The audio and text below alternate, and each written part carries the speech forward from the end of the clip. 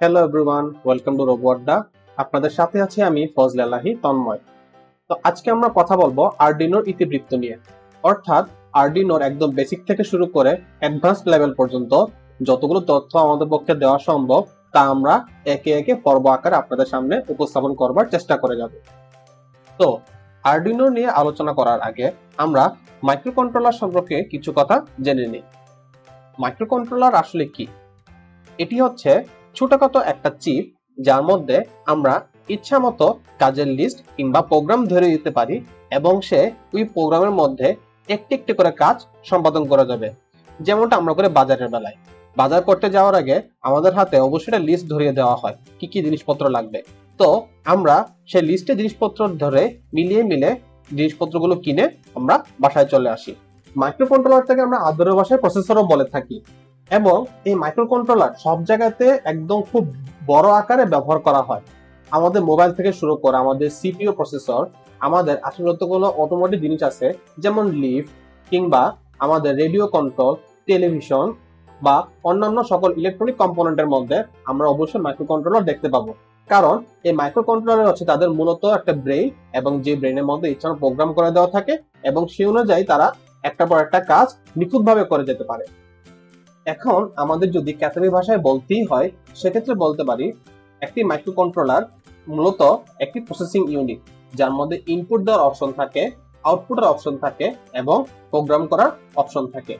তো এখানে আমরা ইচ্ছামতো প্রোগ্রাম করে দিই প্রথমে, এরপর সে চাইলে ইনপুটের উপর ডিপেন্ড করতেও পারে, নাও করতে পারে, এবং সেই অনুযায়ী সে প্রসেস করে সে নিজের মতো এখানে আউটপুট প্রদান করে। উদাহরণস্বরূপ আমরা বলতে পারি যে ধরলাম আমরা একটা সুইচকে ইনপুট হিসেবে নিলাম এবং একটা লাইটকে আউটপুট হিসেবে নিলাম। তো আমরা যদি প্রোগ্রাম করে দিই যে এই সুইচটি টিপ দিলে এই লাইটটি জ্বলে উঠবে, সেক্ষেত্রে প্রসেসিং ইউনিট এক্স্যাক্টলি সেই কাজটি করে দেখাবে। তো আমরা যদি এই কাজটি ভিজুয়ালি ডেমনস্ট্রেট করে দেখাতে চাই, সেক্ষেত্রে বলতে পারি যে এটি হচ্ছে একটি মাইক্রোকন্ট্রোলার, যা একটি ব্যাটারি দ্বারা পরিচালিত এবং যার মধ্যে একটি সুইচ ইনপুট হিসেবে দেওয়া আছে এবং একটি লাইট আউটপুট হিসেবে দেওয়া আছে। এবং আমরা যদি এখানে প্রোগ্রাম করে থাকি, সেই প্রোগ্রাম অনুযায়ী আমরা সুইচটি টিপ দিই, সেক্ষেত্রে লাইটটি জ্বলে উঠবে। সুইচটি ছেড়ে দিলে লাইটটি বন্ধ হয়ে যাবে এবং চাপ দিলে লাইটটি আবার জ্বলে উঠবে। এখন কেউ কেউ বলতেই পারে যে হ্যাঁ, এই কাজ করার জন্য মাইক্রোকন্ট্রোলার কি দরকার? আমরাও চাইলে সরাসরি সার্কিটে বানাতে পারি। যেমন এখানে দেখা যাচ্ছে একটা সুইচ, একটা ব্যাটারি এবং একটা লাইট, তা দিয়ে খুব ইজিলি করা সম্ভব। সুইচটি টিপ দিলে লাইটটি জ্বলে উঠছে।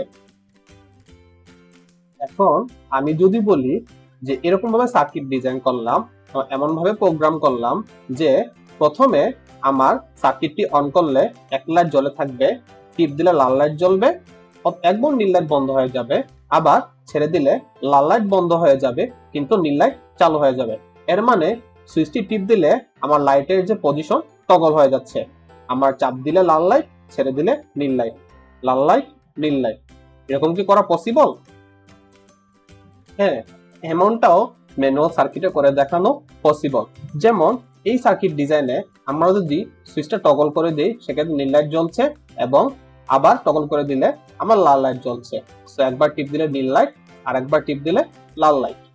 ওকে, তাহলে এবার আমার মাইক্রোকন্ট্রোলার একটু কঠিন কাজ দিয়ে দেখাই।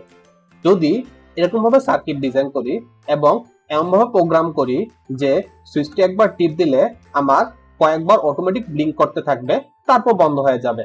আবার যদি টিপ দিই, দেখবেন আবার ব্লিঙ্ক হচ্ছে, ব্লিঙ্ক হয় আবার বন্ধ হয়ে যাচ্ছে। আবার যদি টিপ দিই, আবার ব্লিঙ্ক হচ্ছে, ব্লিঙ্ক হয়ে বন্ধ হয়ে যাচ্ছে। যদি টিপ দিয়ে ধরে রাখি, তাহলে দেখবো আমাদের লাইট দুটো ব্লিঙ্ক করতেই আছে। এমনটা কি ম্যানুয়াল সার্কিটে করে দেখানো পসিবল? বাস্তব ক্ষেত্রে আসলে পসিবল, কিন্তু এরকম সার্কিট বানায় দেখানো একটু কঠিনই বলা চলে। এবং যত কমপ্লেক্স কাজ হবে সার্কিট বানানো ততই কঠিন হয়ে যাবে এবং তাতে আমাদের মাথা এবং শ্রম দুটোই অনেক বেশি ব্যয় করতে হবে। তার চেয়ে বরং আমরা যে মাইক্রোকন্ট্রোলার ইউজ করে দেখাই, সেক্ষেত্রে আমাদের প্রোগ্রাম লিখতে খুব বেশি একটা সময় লাগে না এবং সে অনুযায়ী আমাদের সার্কিট বানাতেও খুব একটা মাথা ঘামাতে হয় না। এর ফলে মাইক্রোকন্ট্রোলার আমাদের সময়, শ্রম দুটোই অনেকাংশে বাঁচিয়ে দেয় এবং এর মাধ্যমে আমরা খুব সহজেই প্রোগ্রামিং সম্পর্কে ধারণা পেতে পারি এবং মাইক্রোকন্ট্রোলারের ক্ষমতা সম্পর্কেও আমরা খুব সুন্দরভাবে জানতে পারি এবং ইউটিলাইজ করে দেখাতে পারি। তো আমরা এতক্ষণ মাইক্রোকন্ট্রোলারকে নিয়ে এত আলোচনা করে গেলাম, সেই মাইক্রোকন্ট্রোলারের সাথে আরডুইনোর কি সম্পর্ক? আরডুইনো আসলে একটি বোর্ড, এবং যে বোর্ডের উপরে আমাদের মাইক্রোকন্ট্রোলার সোল্ডার করে দেওয়া থাকে। এখানে আমরা দেখতে পাচ্ছি একটি আরডুইনোর চিত্র, এবং এর মধ্যে আমাদের কালো যে অংশটি আছে, এই অংশটি হচ্ছে আমাদের সেই আলোচ্য মাইক্রোকন্ট্রোলার। এখন আমরা প্রশ্ন করতে পারি যে আমাদের মাইক্রোকন্ট্রোলার শুধু ব্যবহার না করে আমরা কেন আরডুইনোর সাথে বসানো অবস্থায় ব্যবহার করে থাকি? এটার জবাবে আমরা দুইটা কারণ বলতে পারি। এক, আমাদের এই মাইক্রোকন্ট্রোলার তার দরকারি কাজ সম্পাদন করার জন্য সে একলা চলতে পারে না। যেমন তাকে পাওয়ার দেওয়ার জন্য, তার পালস বোঝানোর জন্য, কিংবা তার অন্যান্য জিনিসগুলো সুন্দর মতো হ্যান্ডেল করার জন্য আমাদের আরো কিছু কম্পোনেন্ট দরকার হয়। যেমন রেজিস্ট্যান্স, ক্যাপাসিটেন্স, ক্রিস্টাল, কিছু লাইট, সুইচ, এবং সবচেয়ে দরকারি যে কম্পোনেন্ট আপলোডার। এবং এগুলো আমাদের আরডুইনো বোর্ডে আগে থেকে বসিয়ে দেওয়া থাকে, যার ফলে আমাদের কষ্ট করে এগুলো সার্কিট ডিজাইন করতে হয় না, এবং আমাদের কাজটা অনেক সহজ হয়ে আসে। কারণ 2, আমাদের এখানে যে মাইক্রোকন্ট্রোলার আছে এর যে পিনগুলো দেখা যাচ্ছে এগুলো খুবই ক্ষুদ্র, যেগুলো আমাদের পক্ষে ব্যবহার করা অনেক কঠিন, এবং ভেরো বোর্ডে এগুলো ব্যবহার করা প্রায় অসম্ভব বলা চলে। সেক্ষেত্রে আরডুইনো যেটি করে, এই মাইক্রোকন্ট্রোলার পিনগুলো টেনে নিয়ে তারা বড় বড় ছিদ্র দিয়ে বের করে নিয়ে আসে, এবং যেগুলোর মধ্যে আমরা মেইল হেডার পিন বসিয়ে সেগুলো খুব সহজেই ব্যবহার করতে পারি, এবং ভেরো বোর্ডে বসিয়ে আমরা অতি সহজেই অন্য যে কোনো প্রজেক্ট আমরা তৈরি করতে পারি। যে কারণে আমরা শুধু মাইক্রোকন্ট্রোলার ব্যবহার না করে আমরা সেটাকে আরডুইনো হিসেবে ব্যবহার করে থাকি।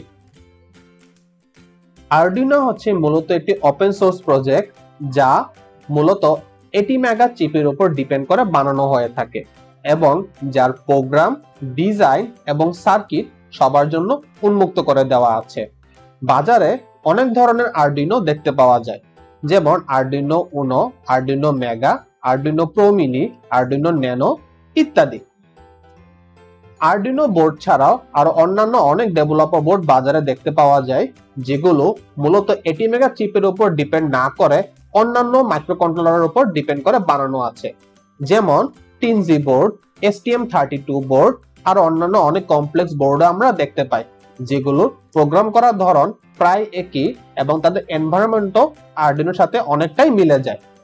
এবং এরকম যে আমরা বোর্ড দেখতে পাই, যে বোর্ডে শুধুমাত্র যে শুধু পিন থাকে তাই না, তার সাথে আরো এক্সট্রা কম্পোনেন্ট থাকতে পারে, যেমন ডিসপ্লে থাকতে পারে, ব্লুটুথ থাকতে পারে, কিংবা এই যে কালো যে বোর্ডটা আমরা দেখতে পাচ্ছি এটির নাম ESP32, এটার মধ্যে ওয়াইফাই চিপও বসানো আছে।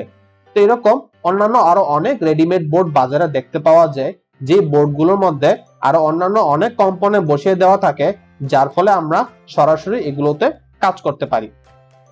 তো এই হচ্ছে আমাদের আরডুইনো বোর্ড, যা সেটআপ সম্পর্কে আমি আশা করি মোটামুটি একটি ধারণা দিতে পেরেছি। এই আরডুইনো বোর্ডের বিভিন্ন কম্পোনেন্ট এবং পিন ডায়াগ্রাম নিয়ে আশা করি আমরা সামনের পর্বে আরো বিস্তারিত আলোচনা করব। আজকে এই পর্যন্তই থাকুক। আল্লাহ হাফেজ। এটাই ছিল আমাদের আজকের পর্ব, যে পর্বে আমরা আশা করি অনেক নতুন কিছু জানতে পেরেছি। যদি আপনাদের ভিডিওটি ভালো লেগে থাকে তবে আশা করি লাইক দিয়ে পাশে থাকবেন, এবং সামনে আমরা আর নতুন পর্ব নিয়ে হাজির হচ্ছি ইনশাআল্লাহ।